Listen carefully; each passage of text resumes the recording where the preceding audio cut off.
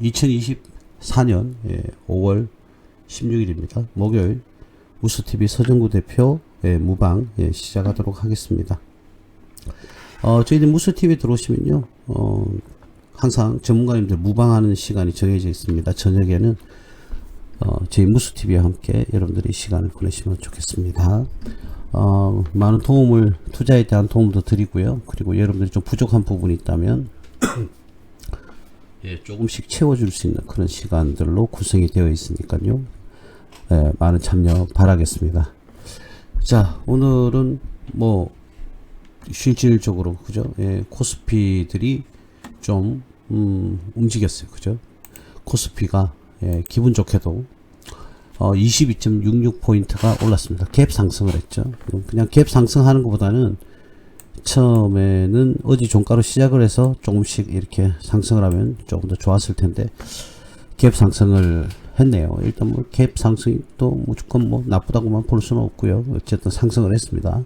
0.83% 포인트가 퍼센트가 상승을 했습니다. 그리고 코스닥 같은 경우에는 8.22포인트 0.95%가 상승하는, 역시 코스닥도 갭 상승을 하는 그런 모습을 보여줬네요.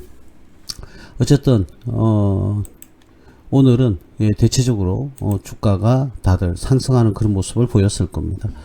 자, 오늘은요 좀 소외주를 가지고 와봤어요. 저번 시간에도 잠시 제가 좀 가지고 와봤는데요.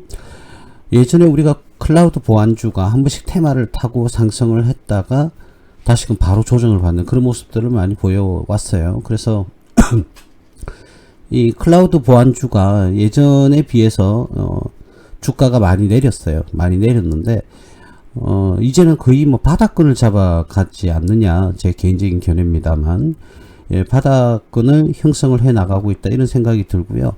아무래도 보안주도 우리가 뭐 아무래도 이제 개인 SNS 시대잖아요. 그죠? AI 시대이기도 하고요.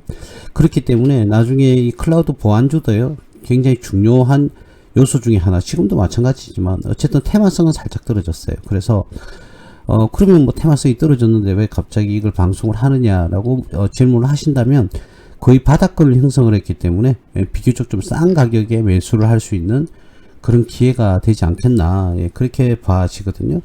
그래서 뭐 아직까지 뭐 상승을 하는, 테마를 타는 그런 상황이 아니기 때문에 다소 주가가 상승을 하기보다는 바닥권에서 따박따박 여러분들이 조금씩 모아 나가는 그런 투자 방법을 한다고 그러면, 좀 시간이 지나서 테마성이 생기면 수익 구조를 잘 가져갈 수 있지 않을까, 그런 생각을 해봅니다. 그래서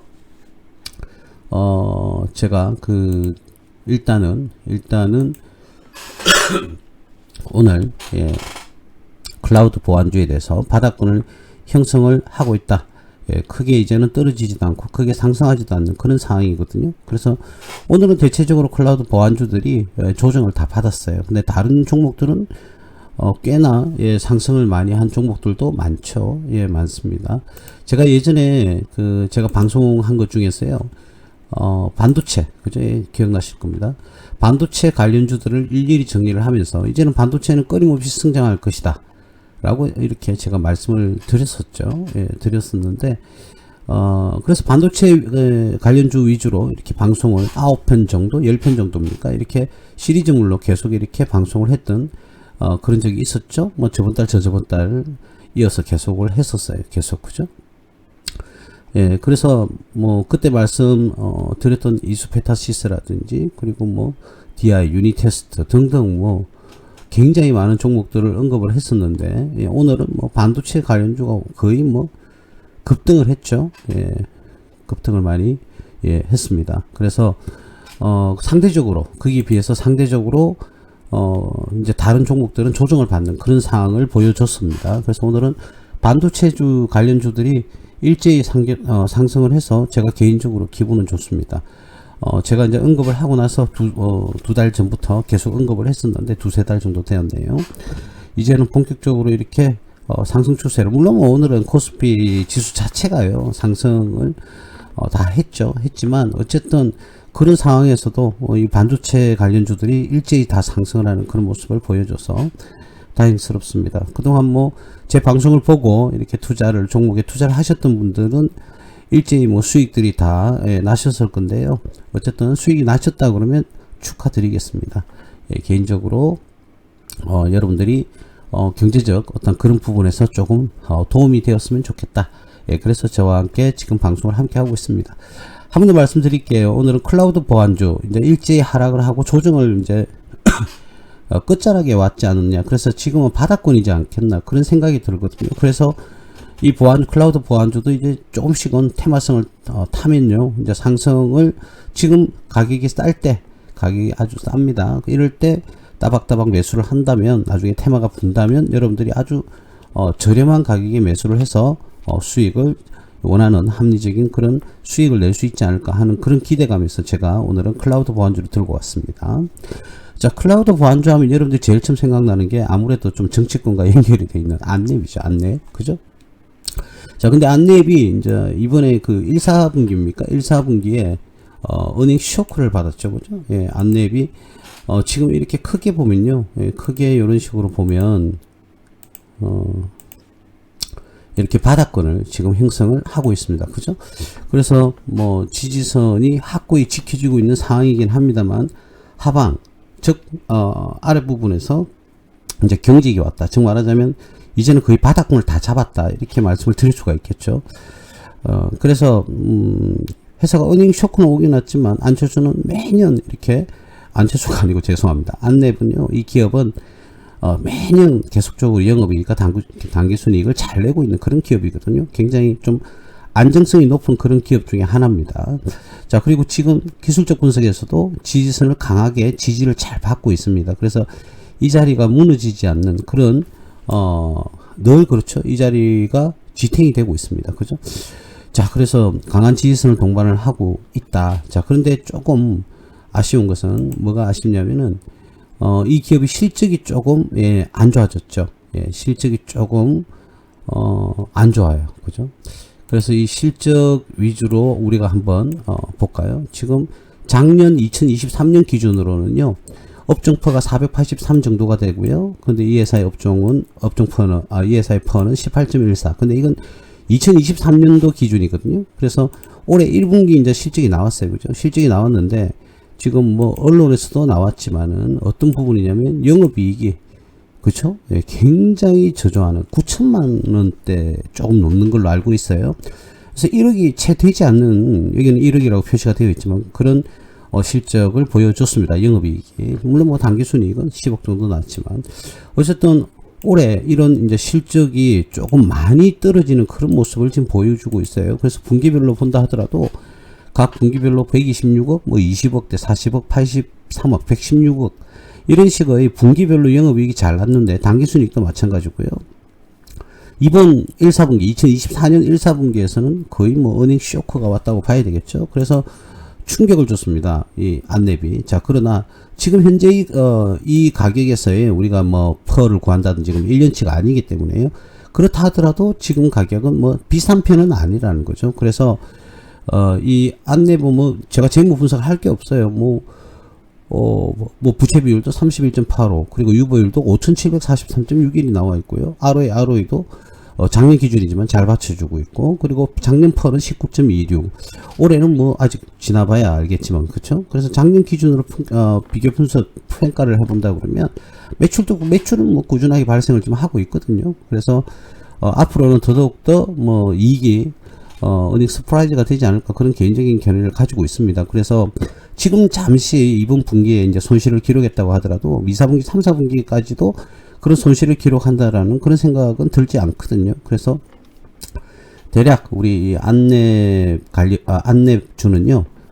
충분히 이렇게 그 지지선을 헤딩할 때, 지지선을 확보할 때 그 자리에서 우리가 매수를 해준다 그러면 따박따박 그런 식으로 모아간다 그러면 여러분들한테 나름의 수익은 줄 것이다 이렇게 예상을 하고 있습니다. 잘 알고 계십니다. 안랩은 안철수 지금 뭐 국회의원이죠, 그죠? 안철수 국회의원과 관련이 있는 그 밀집한 회사죠, 그죠? 뭐 지금 대표죠, 뭐 거의 지금은 뭐 명의신탁을 했겠지만 어쨌든 뭐 거의 대표라고 봐야 되죠. 안철수 의원의 회사다 이렇게 봐도 사실은 무방하잖아요. 그냥 뭐 법적으로 말씀드리는 게 아니라 실제로 뭐 설립을 한 사람이 안철수 의원이니까요. 예, 그래서 정치권의 영향도 사실은 좀 많이 받습니다. 예전에 우리가 안철수 의원이 뭐 대통령 선거에 나갔을 때, 그죠? 마지막에 또 물론 윤석열 대통령한테 뭐 지지선을 하고 나왔지만 요때와 요때, 그죠? 예, 대선 때 한 번씩 이렇게 정치 테마주로서 이렇게 상승을 하는, 그래서 200%에서 대략 한 300% 정도의 수익을 냈던 그런 경험이 있습니다. 그래서 뭐 안 되면 한 3년 정도 들고 가는 건 어떨까요? 네, 뭐 이번에도 역시나 뭐 대선에 한 번은 발을 내딛지 않을까 그런 생각이 듭니다, 개인적으로. 근데 뭐 정치 이야기는 그만하고요. 어쨌든 그런 식의 어떤 상승을 기대를 할 수도 있는 그런 종목이다, 그렇게 말씀을 드릴 수가 있겠습니다. 자, 두 번째는요, 휴네시온이라는 해산대 휴네시온도요. 역시 똑같습니다. 안내바고요. 똑같이 지지선을 지금 확보를 하고 있습니다. 잘 지지선을 확보하고 있죠. 자, 이 라인까지 만약에 우리가 뭐 주가가 떨어져 준다면 충분히 매수를 할 수 있는 기회가 되는, 예, 그런 종목입니다. 좀 아쉬운 게 이제 거래량이 조금 늘어야 된다. 그래서 띄엄띄엄 한 번씩 거래량이 뜨긴 뜨는데 꾸준하게 거래량이 발생이 안 되고 있어요. 그죠? 그래서 이 종목도 하방 경직이 왔다. 지금 우리가 보시는 화면과 같이 대략 한 3,840원대 정도의 지지선을 지금 확보를 하고 있다. 예, 이렇게 보시면 되겠습니다. 그래서 서두에 말씀드렸듯이 하방 경직, 이제 떨어지는 게 경직됐다, 굳어버렸다. 그러니까 더 이상 떨어지는 어떤 그 자리는 이제는 아니다라는 거죠. 그래서 거의 이제는 바닥권을 형성하고 있지 않는가, 예, 그렇게 봐집니다. 예, 그래서 똑같이 뭐 안내하고 똑같이 이 기업도 뭐예요? 예, 하방 경직이 왔고요. 충분히 지금 가격에서는 나름대로, 예, 매수를 해도 그래 나쁘지 않는 가격이다. 예, 조금 전에 제가 줄 거 드린 그 자리입니다. 그죠? 자, 작년 4, 4분기에는요, 나름 실적이 굉장히 좀 많이 좋아졌어요. 그죠? 좋았었어요. 작년 4, 4분기. 근데 올해 1, 4분기는 아직 발표는 안 나고 있습니다만, 작년 기준으로 봤을 때는 퍼가 5.53이고요. 그리고 업종퍼는 얼마가 되느냐? 이 회사의 업종퍼는 뭐 거의 똑같겠죠. 앞에 안내하고요. 480인데 100이 넘어가면 의미가 없고요. 작년 기준에 6.44. 자, 올해는 실적이 어떻게 동반이 될지는 한번 지켜봐야 되겠습니다만, 회사가 나쁜 게 아니고 부채 비율도 19.20이 좀 안 되고요. 유보율도 793. 예, 괜찮은 수준입니다. 퍼도 굉장히 저평가되어 있는 그런 수준이죠. 자, 그래서 지금은 뭐 적절한 테마가 불지를 않기 때문에 주가가 큰 상승을 지금 현재는 기대하기는 좀 힘듭니다만, 소외되었던 이런 종목들이 밑에 아래 가격에서 여러분들 저평가되어 있는 가격에서 매수를 한다고 그러면 충분히 상승을 기대할 수 있고 수익을 기대할 수 있는 그런 시간이 될 것이다. 이런 부분을 제가 말씀을 드릴 수가 있겠습니다. 그래서 크게 뭐 이 기업도 나쁘지는 않다, 이렇게 말씀을 드릴 수가 있겠습니다. 이게 이제 우리 클라우드 보안주 중에서 제가 두 번째로 한번 말씀을 드렸습니다. 그래서 재무 상태 또는 손익계산에서의 어떤 그 이 기업의 재무 건전성은 뭐 나쁘진 않다, 이렇게 말씀을 드릴 수가 있겠고요. 그리고 실제로 지지선을 확보하고 있는데 그 자리가 대략 요 자리다, 그죠? 예, 요 자리 정도에서 여러분들이 충분히 매수를 한다면, 이 자리는 좀 견고해 보입니다. 견고해 보여서 만약에 이 자리 언저리까지 많이 떨어진다 그러면 여러분들이 굉장히 저평가되어 있는 그런 가격에서 싸게 주식을 이삭죽게 하듯이 모아갈 수 있다, 이렇게 제가 말씀을 드릴 수가 있을 것 같습니다. 그래서 제가 늘 말씀드리지만, 제가 방송을 하면요 바로 그 다음날 반응을 하는 경우가 있고요, 좀 시점이 있어야 되는 경우도 있습니다. 이 기업은 조금 시점이 있어야 돼요. 예, 그래서 좀 기다려 본다면 다시금 반등을 하지 않을까. 이평선 모양도 뭐 괜찮고요. 바닥권에서는 바닥권에서 보여줄 수 있는 좀 나름대로 긍정적인 어떤 이평선 모습을 지금 만들었다, 예, 이렇게 볼 수가 있을 것 같습니다. 자, 그래서 조금 여러분들이 잘 적시하다가, 그죠? 매수 찬스가 오면 아까 제가 선을 그어드렸던 이 자리까지 온다고 그러면 충분히 매수를 해서 여러분들 수익을 기대할 수도 있지 않을까, 그런 생각이 듭니다. 너무 급하게 하실 필요가 없어요. 자, 그 다음 세 번째는요, 드존 비전입니다. 드존 비전은 뭐 드존이죠. 예전에 뭐 회계 프로그램이죠. 회계 프로그램인데 뭐 모르겠어요. 이 기업은 그렇게 시작했다. 지금은 굉장히 소프트웨어를 다양화시키고 있거든요. 뭐 제 지인도 여기서 근무를 하고 있긴 한데, 어쨌든 굉장히 지금 매출의 어떤 알고리즘을 많이 만들어 나가고 있습니다. 그래서 예전에는 회계 시스템으로 이렇게 먹고 살았던 그런 기업인데요. 뭐 13만 5천 원에서 2만 5천 원까지 떨어져 버렸죠. 예, 고점 대비 코로나 때 뭐 13만 원 뚫었는데 지금 최하 2만 5천 원까지 떨어졌던 그죠? 예, 그런 굉장히 낙폭이 컸던 그런 종목 중에 하나였습니다. 근데 이 회사는 끊임없이 이렇게 연구 개발은 하고 있는데 좀 이 성장이 어떻게 될 건지는 우리가 당연히 뭐 지켜봐야 되겠죠. 그래서 아직까지는 이 회사가 좋다 안 좋다 이렇게 말씀을 드리기는 힘든데요. 이제 꾸준한 매출은 가지고 있다. 그리고 올해는요 조금 더 큰 매출을 기대를 하고 있습니다. 작년 기준에는 3,536억 그죠? 3,500억대의 매출이지만 올해는 4,100억대의 매출을 예상을 하고 있고요. 영업이익은 691억이고요. 올해는 853억 정도를 예상하고 있습니다. 당기순이익은 거의 뭐 2배에 가까운 그런 343억에서 636억이라는 거의 2배에 가까운 실적을 예측을 하고 있습니다. 그리고 실질적으로요. 올해 1, 4분기 실적이 나왔는데요. 확정치입니다. 이거는. 예, 매출이 944억 정도 나왔고요. 영업이익이 181억 정도 나왔고요. 당기순이익이 한 366억 정도가 지금 나왔어요. 뭐 여러 요인이 있겠죠. 뭐 디테일하게 정밀 분석은 한 건 아니니까. 자, 그래서 나름 예상하는 이 실적이 이 정도의 실적이면 예, 4사분기에는 충분히 가능한 예, 그런 실적이 아닐까 그렇게 봐집니다. 그리고 제가 좀 전에 말씀을 드렸지만 이 회사는 지금 현재 매출의 다양화를 위해서 소프트웨어를 ERP죠, 그죠? ERP 시스템을 회계, ERP, 인사, ERP 등의 ERP 시스템으로 먹고 살았던 회사인데 이제는 조금 더 다양화시키는 소프트웨어를 그런 연구 개발이 이루어지고 있고 이루어졌거든요. 그래서 이제 그것들이 성공을 해서 매출로 이루어진다고 하면 지금 예측하고 있는 그런 매출과 영업이익과 당기순이익의 실적을 달성할 가능성도 있다. 있어 보인다. 이런 말씀을 좀 드릴 수가 있어요. 그래서 주가는 벌써 조금 선 반영을 했네요. 자, 올해 뭐 1, 2, 3월 달까지 이렇게 매출이 쭉 올라왔고요. 한번 조정받고 다시금 상승을 하고 지금은 또 조정을 살짝 받고 있는 그런 모습을 보여주고 있습니다. 그래 예전에 13만 원의 그 시절까지 가려면 시간은 조금 많이 걸리겠지만 어쨌든 뭐 주식 세계는 알 수가 없는 거니까 나름의 정배를 잘 만들었었고요. 그죠? 이평선을 다 수렴을 했고 여러분들 항상 주식 투자를 하실 때는 이 부분을 잘 보셔야 돼요. 이 부분을.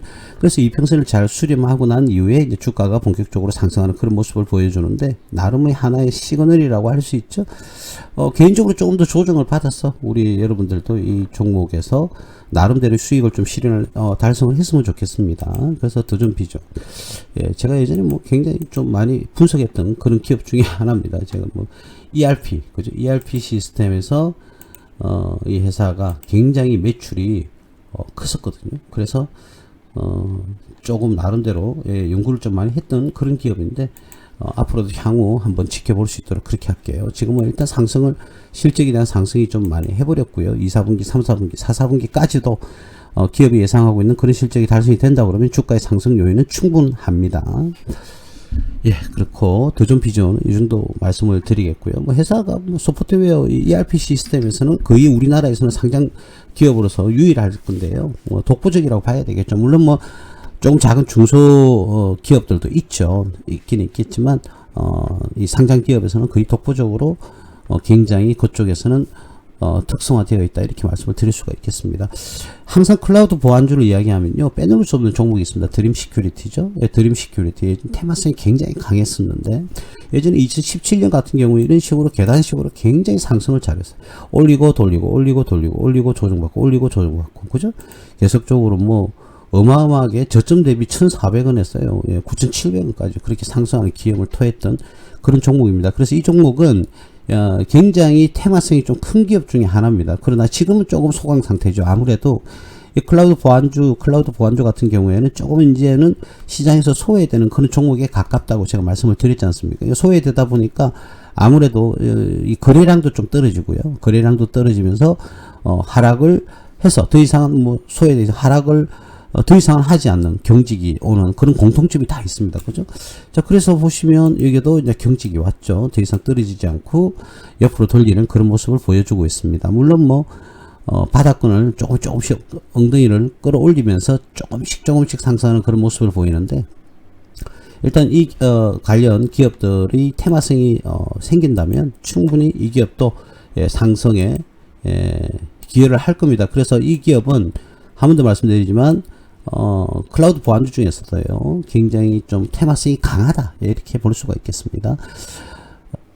바닥권은 또 뭐 나름대로 안전하게 안정권에 들어왔어요. 그리고 많이 떨어져 봐야 2,800원대 정도 많이 떨어져 봐야 그 정도가 되지 않을까 제 개인적인 생각이고요. 그래서 한번 이평선 수렴을 한 번 더 하지 않을까 그렇게 봐져요.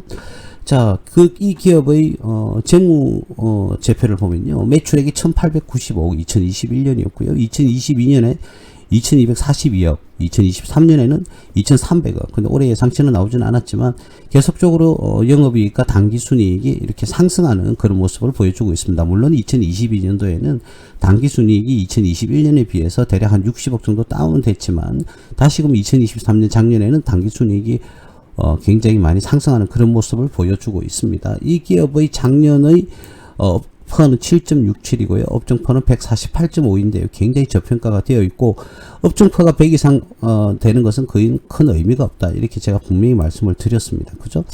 자, 이 기업의 고질적인 것은요, 조금 나름대로 좀 메리트가 조금 잃어버렸어요. 언제부터냐면, 여러분들 이게 보시면은 이 배당, 그죠? 지금 현재 2020년 기준입니까? 2020년 기준을 지나서 2021년이나 2년, 3년 연달아 배당을 지급을 하지 않는 그런 모습을 보이고 있어요. 예전처럼 그냥 배당을 좀 지급을 해주면 좋겠는데, 이제는 배당을 지금 지급하지 않고 있다라는 부분, 그런 부분이 조금 걸립니다. 네. 이 돈 벌어서 뭐 할까요? 다, 그죠? 물론, 이 기업의 단점은 있긴 있죠. 그래서 돈을 많이 벌어서 배당을 주기보다는 아무래도 이 기업은 부채 비율을 낮추는 데 쓰지 않을까, 그렇게 봐져요. 그래서 부채가 2,700억, 3,000억, 2,993억. 규모는 커져가는데 부채는 역시 좀 커졌지만 다시금 내려가는 그런 모습을 보여주고 있죠. 더 이상 상승하지가 않아요. 그래서 부채 비율은 자산이 늘다 보니까 부채 비율이 2021년 374.36% 그리고 2022년에 357.74 조금 내려갔죠. 그 다음 2023년에는 280.76으로 더 떨어졌습니다. 그래서 이 부채를 상환하고 또 자산을 보유하는 데 있어서 이 부채 비율은 조금씩 떨어지고 있다. 부채 금액은 그렇게 많이 떨어지는 건 아닌데 부채 비율이, 왜냐하면 자산이 늘어나니까 그렇겠죠. 예, 그런 부분은 있다. 자, 그래서 ROA와 ROE 수치가 좀 갭이 많죠. ROA는 5.61이고요. ROE는 23.47입니다. 이렇게 차이가 많이 나는 이유는 뭐라고 그랬습니까? 제가 늘 말씀드렸지만 부채가 많으면 ROA와 ROE의 차이가 많아집니다. 예를 들어서 이 기업이 ROA가 예를 들어서 뭐 20.61이고 그리고 ROE가 23.47이다. 3.47 정도 차이 난다고 그러면 거의 부채는 없다고 보시면 됩니다. 그래서 이 두 ROA와 ROA 수익성 지표가 아무래도요, 비교했을 때 굉장히 그 차이가 없다. 이렇게 했을 때는 부채가 거의 없다. 이렇게 생각을 하셔도 무방합니다. 차이가 없다면요. 예, 그래서 지금 현재의 지금 주가 수준은 굉장히 저평가되어 있는 그런 수준입니다. 이 기업은. 그래서 이 기업도 나름 자리를 잡으면 기업의 뭐 부채는 부채 비율하고요, 부채 금액이 조금 부담스럽긴 한데 그 외에는 크게 흠잡을 건 없다. 그래서 근데 부채는 좀 줄어들어야 되겠어요. 280%는 굉장히 좀 높은 수치지 않습니까? 그래서 이익 나오는 걸 조금 더 부채 갚는데 조금 더 할애를 하고요. 그러면 당분간은 뭐 배당은 좀 지급하기가 좀 힘들다. 이렇게 볼 수가 있겠죠. 바닥권은 똑같습니다. 이 정도의 바닥권을 충분히 지지를 하지 않겠나 그렇게 봐지고요. 예, 떨어지더라도요. 그래서 이 라인대에는 충분히 메리트 있는 가격이고 지금도 사실은 메리트 있는 가격인데 추세를 좀 보시고요. 조금 더 저가 싸게 매수하실 수 있다면 조금 더 지켜보신 다음에 매수를 하시면 되지 않을까. 예, 그렇게 봐집니다. 예, 매수도 크게 문제가 없다. 이렇게 말씀을 드리겠고요. 드림 시큐리티는 굉장히 클라우드 보안주 중에서 테마성이 크다. 크게 좀 움직이는 그런 경향이 있어요. 그러니까 급등과 급락을 하는 거죠. 이런 식으로 그죠. 팍 뭐 치솟았다가 팍 내리꽂고 이런 단기 급등. 물론 퍼센트는 그렇게 많이 오르지는 않았는데 예전에는 한 7배 정도 상승하는 그런 기염을 토했습니다. 그죠? 예, 앞으로도 한 번 더 클라우드 보안주에 대한 테마성이 강하게 분다면 충분히 수익을 기대할 만한 그런 종목이라고 할 수가 있겠습니다. 그 다음 종목은요, K사인입니다. K사인. 자, K사인도요, 지금은 이평선이 굉장히 지금 모양이 좋은 그런 상황이거든요. 이평선이 굉장히 잘 모아서 이제는 뭐 어떻게 보면 빨리 화장실에 가야 되는 그런 모습을 보이고 있습니다. 역시나 똑같습니다. 클라우드 보안주는 지금 바닥권 지지선을 잘 형성을 하고 있고요. K사인 같은 경우에는 지금 이 라인이 강력한 지지선이다 이렇게 볼 수가 있겠고요. 자, 우리 회원님들은 이 자리가 어떤 자리인지 아실 거예요. 그죠? 이 자리와 지금 이 자리를 잘 보시면 어떤 자리인지 알 것입니다. 자, 그리고 지금 현재 이평선들이 잘 수렴하고 있어요. 굉장히 잘 모이고 있죠. 보통 일반적으로 이렇게 모여져 간다 그러면 좀 급등도 할 수 있는 그런 종목인데 K사인도 조금 여러분들이 관심을 가지고 지켜볼 만한 그런 기업 중에 하나입니다. 단 이 기업의 재무 상태를 한번 볼까요? 기업의 재무제표를 보겠습니다.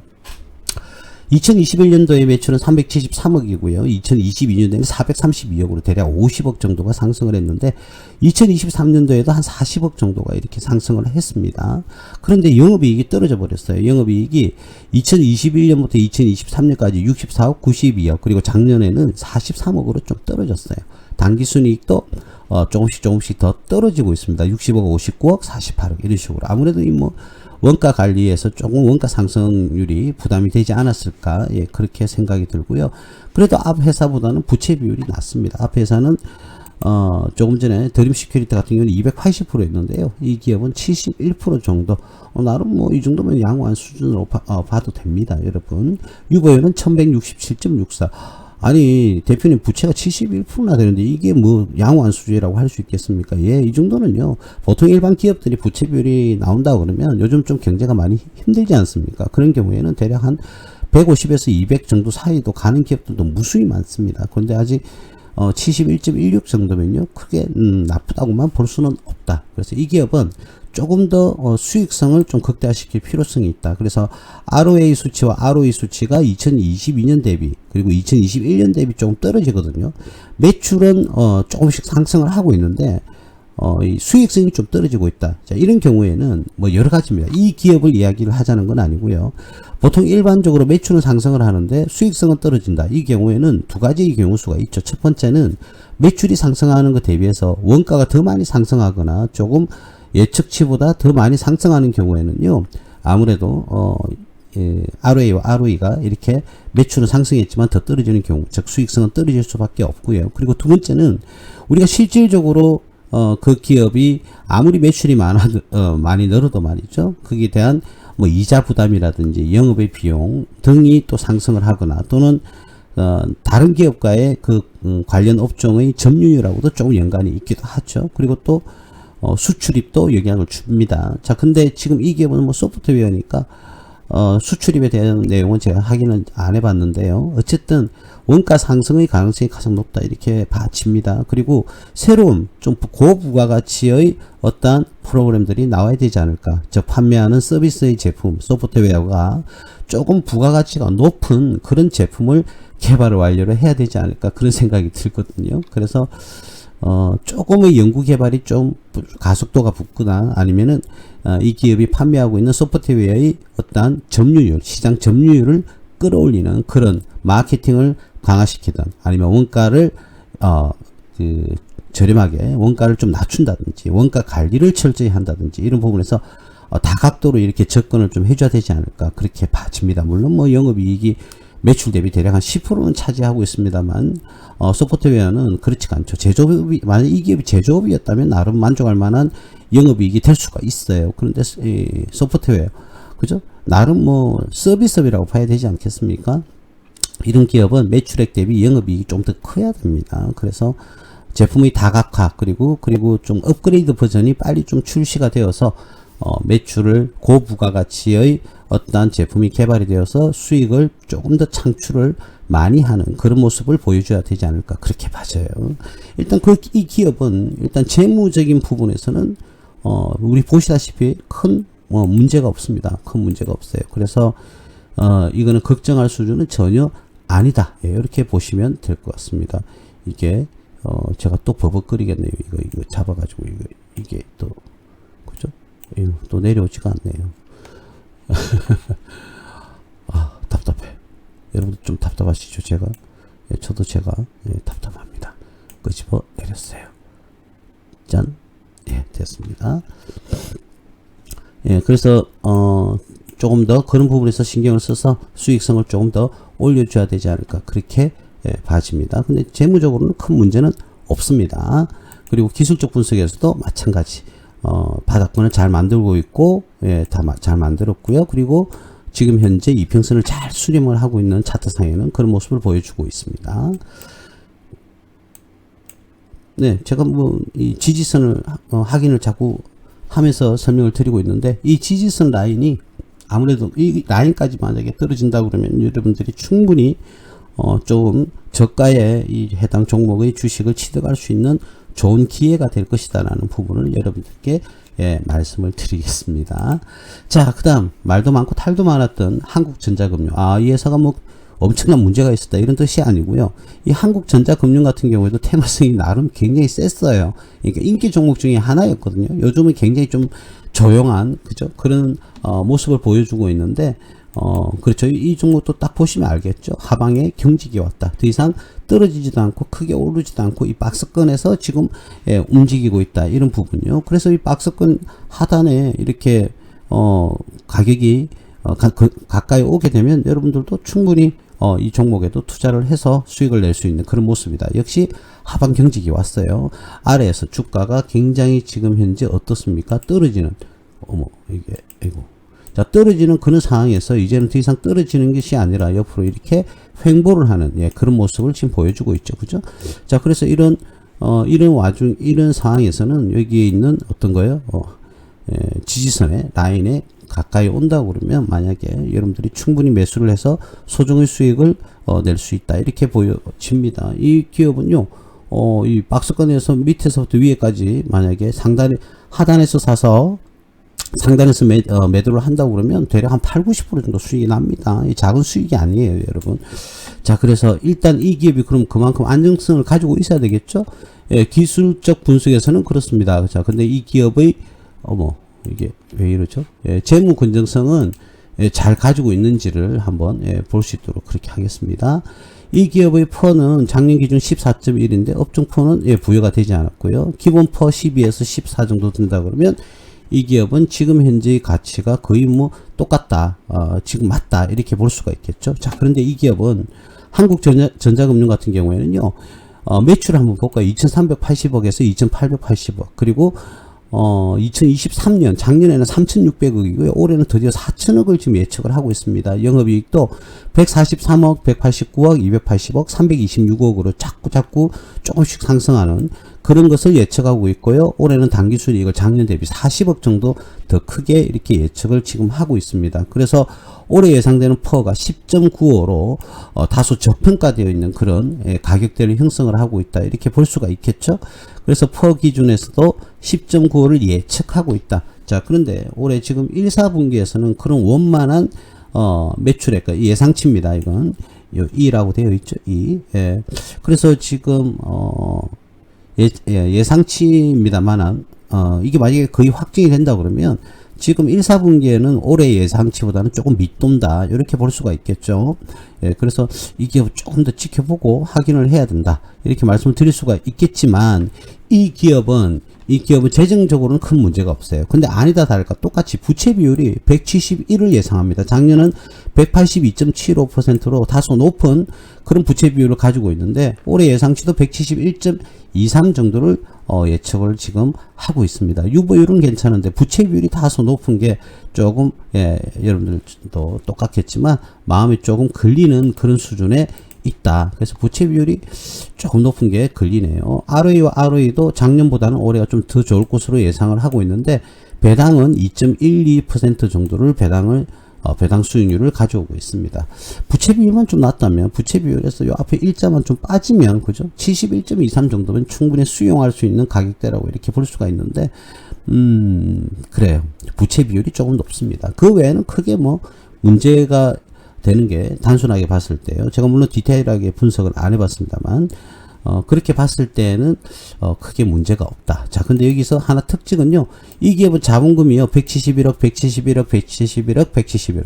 유상증자를 거의 시행을 하진 않았어요. 그러니까 더 큰 돈을 유치를 할 필요가 없었다는 거겠죠. 그래서 유상증자를 안 하더라도 재무 건전성이 양호한 수준이기 때문에 무리해서 유상증자를 할 필요가 없었던 그런 결과를 보여줍니다. 근데 아무래도 부채가 좀 높다 보니까, 그죠? 부채가 높고 부채 비율이 높다 보니까 영업이익과 당기순이익의 차이가 한 140억 정도 납니다. 그죠?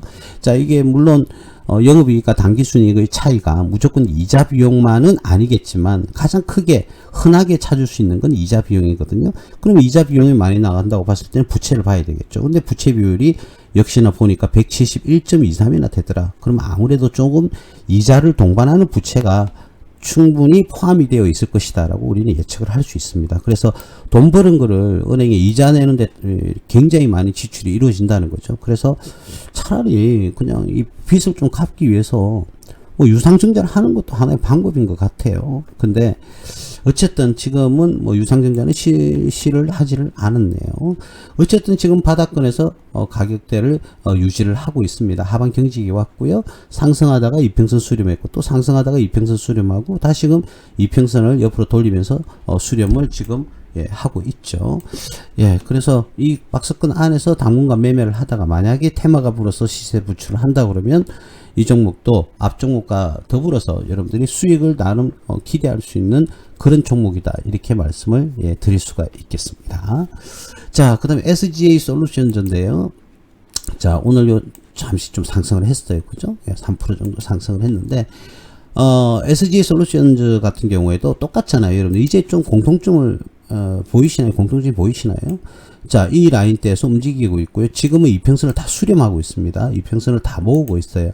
자, 그런 자리가 지금 나왔어요. 그죠? 이렇게 다 보여주고 있는데, 자, 차트만 그냥, 봤을 때는 이 기업도 나름 이제 시세, 하방 경직이 왔다. 그래서, 나쁘지 않다. 이렇게 봐지는데, 저는 개인적으로요. 여러분들 이렇게 말씀드리면, 이 종목을 지금 매수하고 계신 분이 기분이 좀 나쁘실지 모르겠는데, 저는 개인적으로, 동전주는 투자를 하지 않습니다. 지금 이 가격이 한 주당 지금 750원, 1000원이 안 되는 종목을요, 우리는 일반적으로 동전주라고 합니다. 물론 뭐 탈퇴해서 올라가서 쭉쭉쭉 상승을 하게 되면 큰 수익을 낼 수는 있겠지만 동전주가 동전주인 이유가 있거든요, 반드시. 그래서 저는 개인적으로 1000원이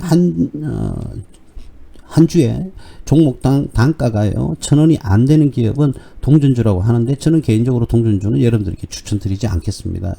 동전주는 동전주인 이유가 있거든요. 자, 재무제표를 한번 볼까요? 매출은요 잘 상승을 했어요. 219억, 373억, 547억. 동전주는 동전주인데 재무분석은 또 정확하게 해야 되겠죠. 그렇습니다. 매출은 꾸준히 상승하고 있는데 영업이익이 작년에 뚝 떨어졌어요. 매출은 재작년에 대비해서 한 170억 정도가 상승을 했는데요. 영업이익은 38억에서 13억으로 뚝 떨어졌고, 당기순이익은 48억에서 1억으로 뚝 떨어졌어요. 물론 충분히 뭐 원가가 상승 요인이 있을 수는 있고요. 또는 뭐 연구개발비가 과하게 뭐 이렇게 투입이 될 수는 있습니다만, 어쨌든 영업이익률과 당기순이익률이 굉장히 떨어지는 그런 모습을 보였고요. 부채 비율은 뭐 그나마 60.94로서 앞에 몇 종목보다는 조금 낮죠. 그죠? 부채는 좀 낮은 그런 수준입니다. 자, 자본금은 54억 대비 자본 총계 571억. 자본 잠식에 대해서는 큰 문제가 없어 보이고요. 물론 뭐 이런 것도 한 방에 손실이 몇백억 기록되면 자본 잠식이 될 수는 있겠습니다만, 정상적인 영업 활동을 하는 그런 기업의 차원에서는요, 자본 잠식하고는 거리가 조금 멀다. 이렇게 볼 수가 있겠습니다. 그래서 작년에는 결국은 지배주, 당기순이익이 손실을 기록을 하면서 퍼가 제시가 되지를 않고 있죠. 그렇다 하더라도 1이라 하더라도 거의 퍼가 뭐 의미 없는 그런 퍼가 수치가 나오겠죠. 그러니까 재무 분석을 하는 그런 의미 있는 퍼가 아니라 거의 의미가 없는 그런 퍼가 형성이 됩니다. 그래서 그거는 의미가 없고요. 기업이 뭐 내일 당장 부도가 난다, 이 상장 폐지다, 또는 관리 종목 지정이 된다, 이런 말씀을 제가 드리는 건 아니고요. 그런 말씀을 드리는 건 아니고, 나름대로 이 기업은 지금 동전주가 된 이유가 있다는 거죠. 이유가. 그래서 영업이익도 원가 관리에도 좀 실패한 것 같고요. 물론 뭐 연구개발이라든지 이런 거에 들어갔다 그러면 충분히 영업이익이 감소할 수는 있는데, 당기순이익도 1억으로 뚝 떨어졌습니다. 그래서 재무적인 부분에서는 그렇게 좋은 점수를 받기는 힘들다. 그렇다고 해서 당장 상장 폐지나 관리 종목으로 지정되는 거, 거리가 좀 멀다. 이렇게 말씀을 드릴 수가 있겠어요. 그래요. 지금 750원인데요. 일단 이평선, 그냥 우리가 동전주가 아니라고 봤을 때요, 이평선을 다 수렴을 하고 있는 이 모습은 상당히 좋은 모습입니다. 근데 동전주가 아니라면이라고 제가 분명히 말씀드렸어요. 그래서 만약에 가지고 계신 분은 잘 관리를 하셨어요. 뭐 수익이야 크게 나올 수도 있죠. 동전주라고 해서 뭐 수익이 안 난다는 게 아니라 안정감이 없다는 거죠. 안정감이. 예, 동전주는 동전주인 이유가 있는 겁니다. 그래서 제가 이 종목은 여러분들이 추천을 드리지 않겠습니다만은 보유하고 계신 분이 계실 수 있으니까 오늘 한번 말씀을 한번 드려봅니다. 자, 그리고 오늘 준비한 종목 중에서 마지막 종목입니다. C큐버인데요. C큐버는 그쵸. 근래에 이렇게 뭐 좀 올랐다가 다시금 동전주에서 벗어나지 못하는 그죠. 대략 한 2달 동안 그런 모습을 보여주고 있어요. 역시 984원이죠. 그죠? 그래서 지금 지지선은 잘 형성이 되어 있습니다. 이 기업은 지지선 뭐 984원이니까 거의 뭐 1000원으로 본다면 지지선은 형성이 잘 되어 있다. 자, 그러나 일단 1000원 밑으로 떨어졌어요. 그죠? 1000원 밑으로 떨어지긴 했는데 기업은 어떻나 한번 보면요. 여러분들 한번 보시면 매출이 너무 작아요. 매출이 2021년도엔 132억, 그 다음 137억, 그 다음 작년 기준은 144억. 조금씩 올라는 가고 있는데 영업이익은 조금씩 떨어지고 있어요. 당기순이익도 당기순이익은 영업이익 비교해서 반대로 조금 상승하는 그런 모습을 보이긴 했습니다만 영업이익은 일단 조금씩 떨어지고 있고요. 매출도 조금씩 올라가고는 있다. 그래서 기업이 부실한 건 아닌데 매출이 조금 한 2~3배 정도 뛰었으면 좋겠다라는 그런 생각이 듭니다. 그래서 고려되면 동전주가 아니고요.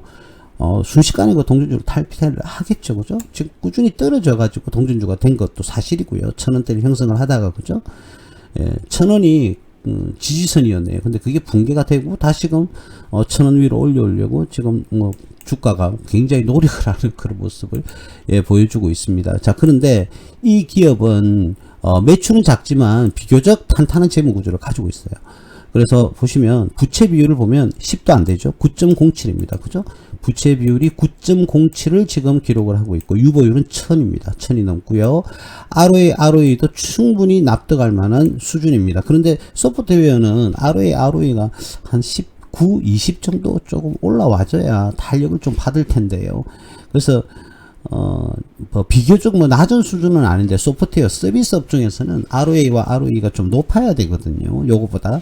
자, 그런 데서는 좀 아쉬움은 있다. 물론 나쁘게 볼 거는 없습니다. 지금 현재까지. 나쁘게 볼 거는 전혀 없는데 조금만 더 올라와줬으면 좋겠다. 그러려면 매출액이 조금 더 상승을 해야 되겠죠. 이런 기업은 점유율을 끌어올려야 됩니다. 그리고 연구개발 R&D에 투자를 많이 해서 새로운 판매할 수 있는 소프트웨어 개발이 굉장히 필요해 보입니다. 그러면 매출이 덩달아 뛰면 이 기업은 상당히 성장할 수 있습니다. 그래서 그런 쪽으로 전략적으로 기업을 경영자가 어떤 식으로 경영을 할 것인지는 나중에 한번 지켜봐야 되겠습니다만 조금 그런 부분에서 신경을 좀 써야 되지 않을까 그렇게 생각이 듭니다. PBR은 0.88로서 서비스 업종 치고는 굉장히 낮은 수준이고요. 보통 한 2, 3면 돼야 되는데 배당 수익률도 2.53으로 배당금도 나름 지급을 하고 있습니다. 그래서 이 기업이 동전주가 아니고요. 매출이 조금 상승한다 그러면 이 기업은 수익성이 따라오게 돼 있기 때문에 서비스업은요. 매출이 곧 생명입니다. 매출이 상승하면 이 기업은 지금 부채 비율도 10도 안 돼요. 그죠? 자, 그래서 매출이 오르면 무조건 영업이익은 덩달아서 같이 오를 수밖에 없는 그런 구조를 가지고 있거든요. 일반적으로 100%가 아니고 조금 떨어질 수는 있죠. 자, 그렇기 때문에 이 기업은 점유율을 올리든지 아니면 새로운 소프트웨어 판매될 수 있는 상품을 빨리 서비스 상품을 개발을 하는 게 굉장히 급해 보입니다. 매출은 좀 상승하면 좋겠다. 매출만 상승한다 그러면요. 저도 개인적으로 이 종목은 충분히 우리 회원님들에게 추천할 수 있는 종목이에요. 그래서 매출이 좀 아쉽다. 자, 그러나 지금 가격은 똑같죠. 지금 오늘 보는 종목들이 다 똑같아요. 밑에서 다 어떻게 되고 있습니까? 더 이상 떨어지지 않고 그 지지선을 형성을 하면서 계속 거의 옆으로 돌리고 있는 그런 형국을 보이고 있습니다. 그죠? 그래서 이 기업 이러한 업종들이 테마를 타고요. 그 시장의 강력한 관심을 가지게 되고요. 또는 어떤 특별한 사회 경제적으로 어떤 현상이 일어나서 클라우드 보안이 굉장히 중요시가 되는 그런 언론 뉴스가 나오기 시작하고요. 한다면은 충분히 테마를 타면 빨리금 동전주를 탈피를 하고요. 그로 인해서 수익도 향상이 되면 이 기업의 주가 상승을 충분히 기대할 수 있는 그런 기업이다라고 말씀 드릴 수가 있겠습니다. 개인적으로 한 1,300원대를 계속 유지를 했었더라면 좋지 않았을까. 그렇게 생각이 들고 매출 향상 신장에 한번 기대를 해 봐야 될 것 같습니다. 예, 오늘은요, 클라우드 보안주와 관련해서 여러분들과 함께 했습니다. 함께 했고요. 오늘, 여러분들이 지금은 하방 경직에 왔다. 클라우드 보안주들이 많이 떨어져서 지금, 주가가, 그 저평가가 되고 있는 그런 과정에 있다. 자, 그렇다면, 그게 이제 더 이상 떨어지지 않고 조금씩 이제 옆으로 돌리는 그런 경향을 보이면 그걸 하방 경직이라고 하거든요. 떨어졌는데 이제 더 이상 떨어지지 않고요.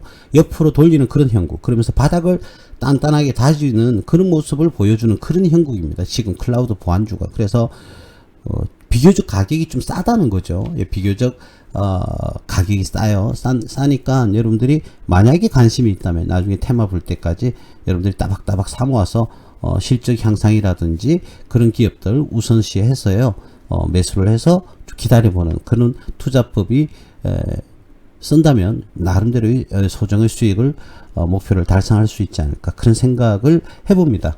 예, 오늘은요, 예, 서정구 무스TV 서정구 대표 2024년 5월 16일 방송은 여기까지 하겠습니다. 예, 감사합니다. 성투하세요.